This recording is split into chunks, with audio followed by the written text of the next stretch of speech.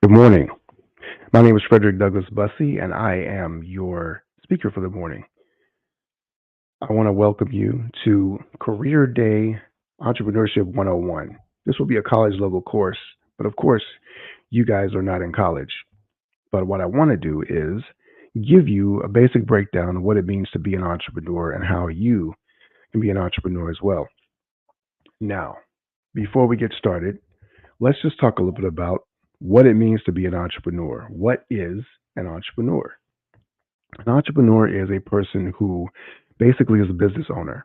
They solve problems for people. And we're going to talk a little bit more about that in a second. But first of all, I want to tell you I'm coming to you from my home office. I have a studio here where I also do podcasts and I meet with my clients. When I was growing up, I didn't know of a lot of people that work from home. In fact, it was very, very rare. I'm a little bit older than I look. And when I was a kid, the only person that I knew that worked from home was actually my dad. My father was a minister, and so he did work from the church sometimes, but he also worked from home for the most part. He had an office and he would write his sermons and do church work from the office. And so, because of that, it was always planted in the back of my mind that I could work from home. And it wasn't odd to me because I never really saw my dad get up every morning and go to work to do a job. He was doing his job from the house. And nowadays, it's very much more common for people to work from home. But the thing about working from home is that no matter what kind of job you have, whether you go into the office, whether you go to a job, wherever the case may be, no matter wherever the case may be, you are working for someone who started a business, right? And so whether it's a grocery store or the UPS or a factory or a gas station, someone decided to take their money and invest in creating a business. And nowadays, you may or may not necessarily have to use business. You may or may not necessarily have to create business. I'm sorry, not necessarily have to use money to start a business. You may just start with a very basic set of skills or tools. Whatever the case may be, the key to starting a business is one, you want to find a problem to solve, right? And so when we're looking to solve a problem for people, we want to understand that that is how we make money. We make money when we solve problems for people. Okay, what does that mean? Solving a problem. Well, think about it. If you have a mess in your kitchen, let's say you spill some juice on the floor, you have a problem. You need to be able to clean that up. Now, how are you going to do that? If you spill it on the counter, then maybe you need paper towels. You spill it on the floor, then maybe you need a mop or a towel. And so having those things means that somebody has to make the paper towels. Somebody has to sell the paper towels. Somebody has to deliver the paper towels from the factory to the store. All of those are businesses. Those involved is a paper towel company, a distribution or trucking company that moves the products from the factory to the store. There is the store itself. So somebody decided to create like a Target or a Walmart or some other type of store where you can go to buy products and things that will help you, right? There are all types of businesses that are involved. There's the banker who loans people money, who holds money for people like you and I to be able to keep it safe and then to be able to use it to pay different products, pay for different things in our lives. All of these are problems that we have to solve. And so, because of that, what we want to do is we want to look around the world and find problems that we can solve. Here's the thing, my advisor always says this. Oh, I didn't tell you what I do. Well, I'll tell you what I do right now. I'm a business advisor, and so I work with business owners to help them solve their problems so that they can grow their businesses, right? And so, one of the things that my business advisor, who helps me solve problems in my business, always talks about is that we get paid in direct proportion to the complexity of the problems that we solve. What does that mean? It simply means that what we do is the harder the problem is to solve, the more money you can make solving it, right? And so I'll give you a perfect example. Let's say that your business is selling brooms. And so when people have messes, you sell them a broom. Maybe that broom costs 15 or $20. And so after everything else is paid, maybe you walk away with 10, $12 in your pocket. Okay, that's not a bad business, but you have to sell hundreds of thousands of brooms to make a lot of money. If your business is to clean up nuclear waste, that's a very different problem. It's much more complex and it's much more dangerous. And because it's more dangerous, because it's more complex, there's more moving parts to it, then you can get paid hundreds of thousands or even millions of dollars to clean up the nuclear waste. Or maybe you're cleaning up around a construction site where they built a skyscraper or something like that. That is very, very expensive, and you need to be able to clean it up so that people can live there and work there and do all the things that the building was built to do. And so the complexity or the hardness, the harder the problem is to solve, then the more you can get paid to do that. This is called creating value for people. And what we want to do as entrepreneurs, business owners, is always be thinking about how can we create the most value for other people? How can we solve problems for people in a way that allows them to be able to do even more, to go faster, to save time and energy, to be safer, whatever the case may be? When we can do that for other people, we can create a business that is extremely valuable, and then we can make a lot of money. Now, whenever you look at rich people in the world, these are people who, by and large, have usually started a business of some kind. And so, if you ever decide, I would like to make a lot of money one day, then you can look around and see what is a hard problem that I can solve and be able to do that in a way that is really valuable for other people. One of the other things I want to talk about is being observant and solving those problems. One of, one of the things that people often think about is, well, if I was going to start a business, what kind of business would I start? And what many people do is they start on the opposite end.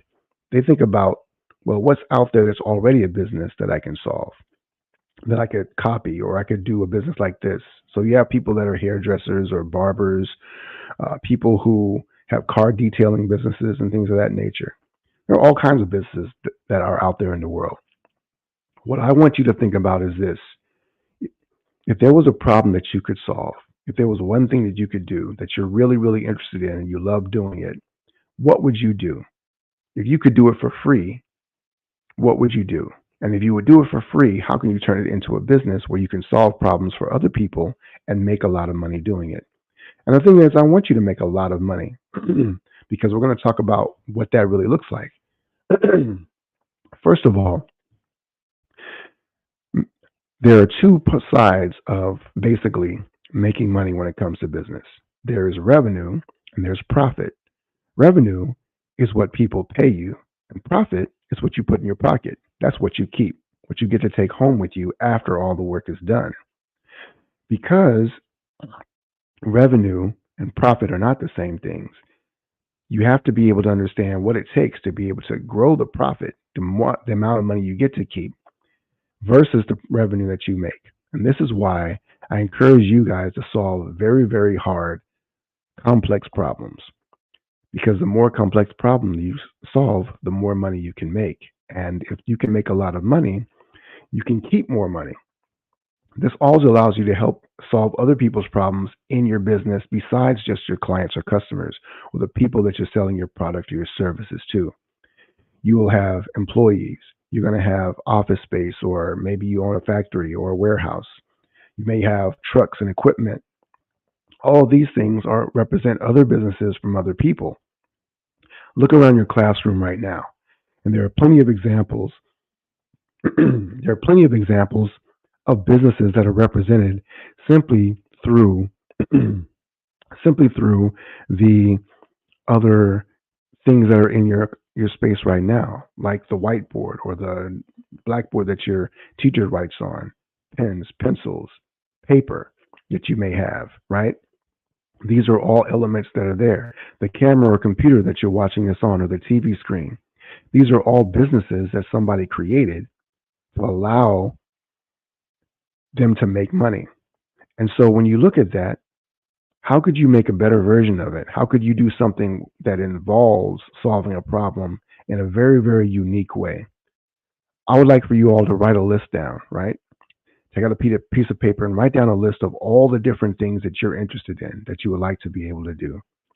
I know that there's a lot of young people today who talk about being YouTube creators or content creators, influencers online and social media, because you see different people that are on your parents' phone or on your phone on social media that are creating content for you to be able to consume.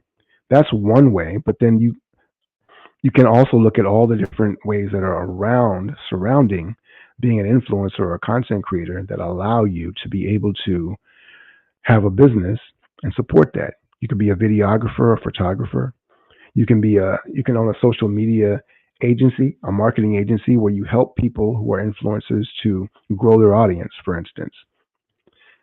You can have a brand or like say a t-shirt or clothing company. You can have a fashion brand, different things that you could be able to sell with influencers, or if you yourself become a content creator, that's one thing you can do.